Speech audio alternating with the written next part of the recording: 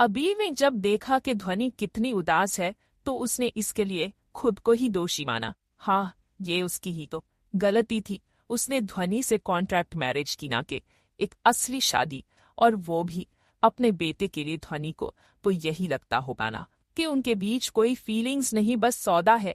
अगर वो उसे ये बताएगा ही नहीं कि वो उसके लिए क्या फील करता है तो ध्वनि को ये लगना जायज है। और अगर ध्वनि के दिल में फीलिंग्स होगी थी तो इस कारण से वो कभी उन्हें शो नहीं करेगी। अबीर ने उसका माथा चूमा और उसका सर सहलाकर कहा, ध्वनि तुम सो जाओ, मुझे कुछ जरूरी काम याद आ गया। ये कह वो स्टडी रूम की तरफ निकल गया। ध्वनि हैरान रह गई। अभी तो वो कह रहा था कि वो बहुत थका हुआ है और वो सोना चाहता है।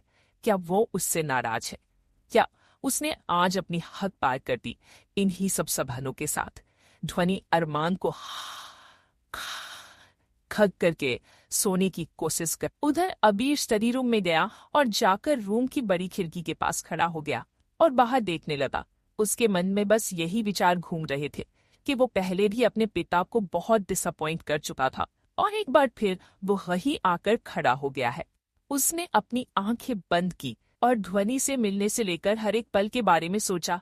हाँ, ये सच था कि जो खुशी और प्यार वो ध्वनि के लिए फील करता है, ऐसा उसने आज तक फील नहीं किया था। पर वो क्या करे, उसकी समझ से बाहर था। पूरी रात इन्हीं विचारों में निकल गई। अगले दिन वो किसी के भी उठने से पहले ऑफिस चला गया। ध्वनि जब उठी तो उसने देखा कि शायद अबीर पूरी रात वहां नहीं आया था। उसका दिल अजीब सी चिंता से भर गया। क्या कल उसने सच में अबीर को बहुत ज्यादा नाराज कर दिया था? इन्हीं विचारों में डूबी ध्वनि अबीर को स्टडी रूम में चेक करने गई, पर वो वहां भी नहीं था। उसे अब बहुत ज्यादा चिंता होने लगी थी। तभी उसने घड़ी की तरफ देखा और अपने सर पर हाथ मारते हुए बोली, बुद्धू, ये समय तो अबीर के जिम जाने का है। मैं जल्दी से उनका जूस और ब्रेकफास्ट रेडी कर देती हूँ।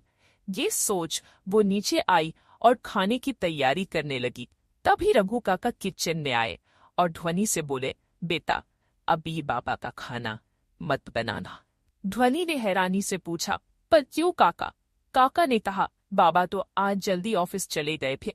ध्वनि को ये सुन हैरानी हुई और वो बोली, उन्होंने कुछ खाया कि नहीं? रघु काका ने कहा, सिर्फ कॉफी पी थी बेटा, बोले कि रास्ते में कुछ खा लूंगा। ध्वनि ने निराशा से कहा, ठीक है काका।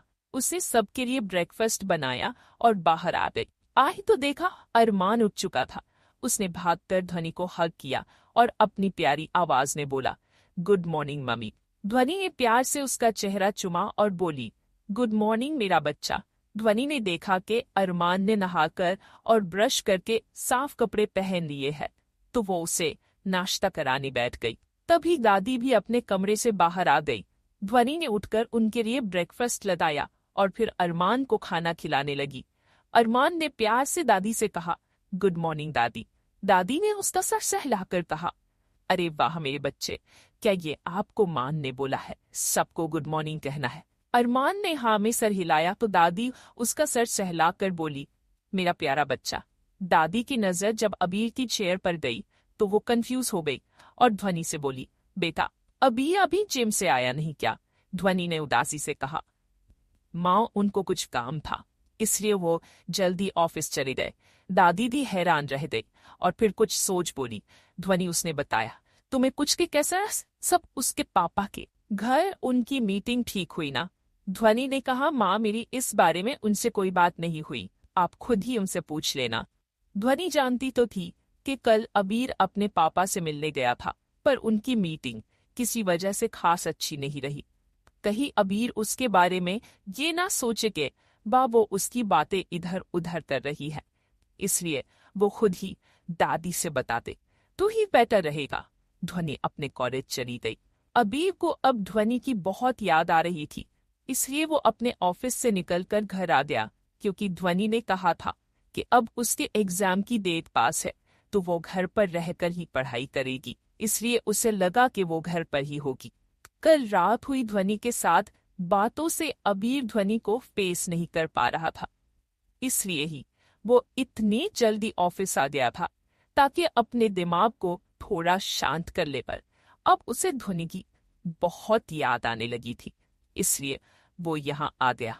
जब वो घर आया तो उस समय दादी लिविंग रूम में थी और अरमान अपने ट्यूटर के साथ स्टडी रूम में था।